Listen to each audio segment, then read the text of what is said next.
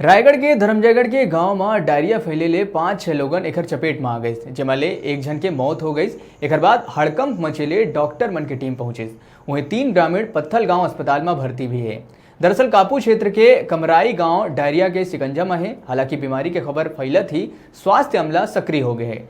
Doctor मन के कहना है कि गांव में स्वास्थ्य कैंप लगाए जा चुके हैं। मरीज मन के पहचान कर डोर टू डोर इलाज जारी है।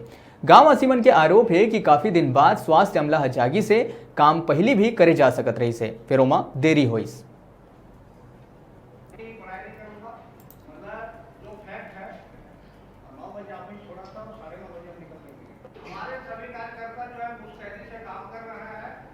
मृत्यु जो है, जैसे मुझे बताया गया कि पत्थल गांव पहुंचने के पहले ही मौत हुई थी। उसके अतिरिक्त डायरिया से पत्थल गांव में भर्ती है। और दूसरा केस जो है, कल रात में जैसे मैं रात में आया था उतने समय जो है उसको आगे फील्ड वगैरह लगा था। इसके अतिरिक्त और कोई डायरिया के केस इस ग्राम में नहीं है। फिर भी अभी शिविर जो है हाउस टू हाउस सर्वे में कराया जा रहा है। सामान्य है।